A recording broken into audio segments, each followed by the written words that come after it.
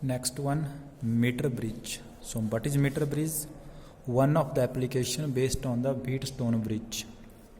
So experimental based है, practical भी रहता है इसके ऊपर. It consist of A wooden board.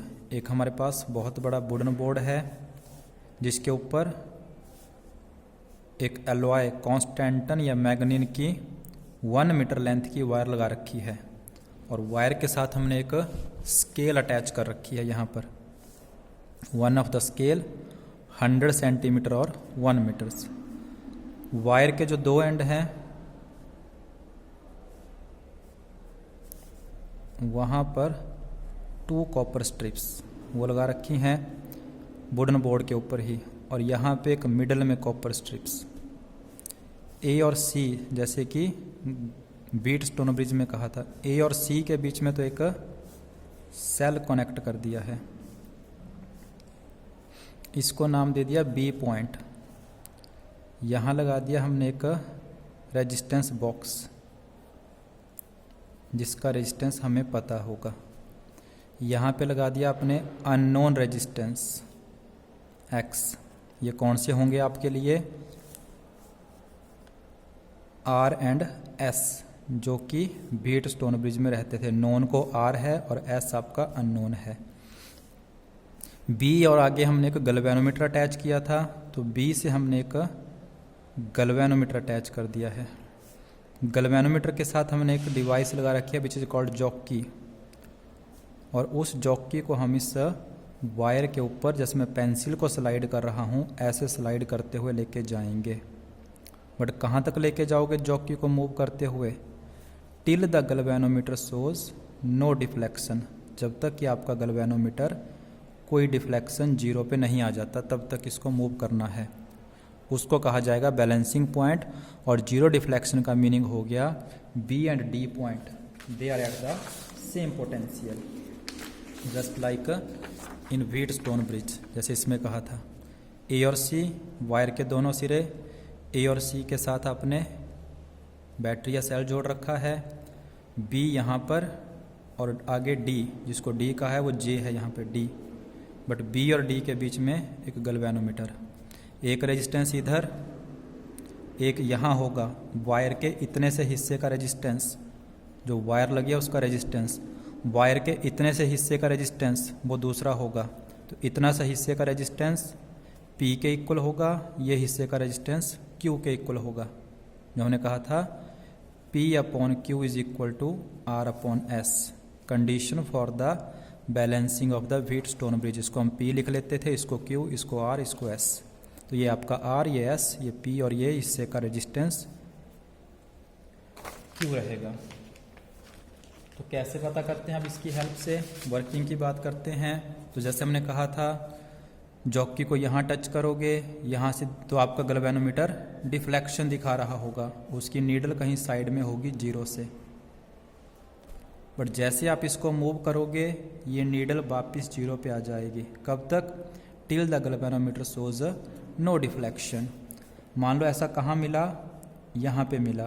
तो यहाँ तक की स्केल से क्या नोट कर लेंगे हम? लेंथ. बाकी हिस्से की लेंथ कितनी रह जाएगी आगे सी पॉइंट तक? 100 माइनस एल. यहाँ तक ए से लेके जे तक एल कहा जाएगा, तो जे से लेके सी तक कितनी बच जाएगी? 100 माइनस एल, क्योंकि पूरी लेंथ कितनी है? 1 मीटर. तभी तो इसको नाम दिया गया है मीटर ब्रिज. एक और नाम है इसका slide wire bridge, also known as a slide wire bridge. Slide कर रहे हैं जॉकी को. सो इस हिस्से का रेजिस्टेंस और इस हिस्से का रेजिस्टेंस लिखना है, जो किसके इक्वल होगा? P. P हो गया इतनी लेंथ का रेजिस्टेंस. क्या लिख लोगे? L into are. Q हो गया इतनी लेंथ का रेजिस्टेंस. क्या लिख लेंगे? 100 minus L into R. R क्या मान लिया है? वायर जो लगा रखी है उसका रेजिस्टेंस पर सेंटीमीटर. 1 सेंटीमीटर लेंथ का रेजिस्टेंस इतना होता है. तो यहाँ तक वायर कितनी है? L centimetre. So L centimetre तक का रेजिस्टेंस लिख लोगे. यहाँ तक वायर कितनी है? 100 माइनस एल. तो 100 माइनस एल लेंथ का रेजिस्टेंस कितना बनेगा? अगर 1 सेंटीमीटर का इतना है तो 100 माइनस एल सेंटीमीटर का ये बन जाएगा। नेक्स्ट वन, ये पूरा व्हीट स्टोन ब्रिज है जहाँ जॉकी इस टाइम रखी हुई है। Galvanometer shows no deflection, means Wheatstone bridge is balanced. Balanced तो क्या लिख सकते हैं, R upon S. What is P, L R. What is Q, 100 minus L into R. R तो यही आर है जो हमने बॉक्स से निकालना है, रेजिस्टेंस बॉक्स से। और एस हमारा अननोन रेजिस्टेंस, एस ही लिख लो, एक्स लिख लो, कुछ भी लिख सकते हैं, ये यूज़ कर लेंगे। P equal to this, Q equal to this, R as it is, small r से स्मॉल r कैंसिल, हमें S चाहिए unknown. So this implies S के लिए formula 100 minus L upon L into capital R।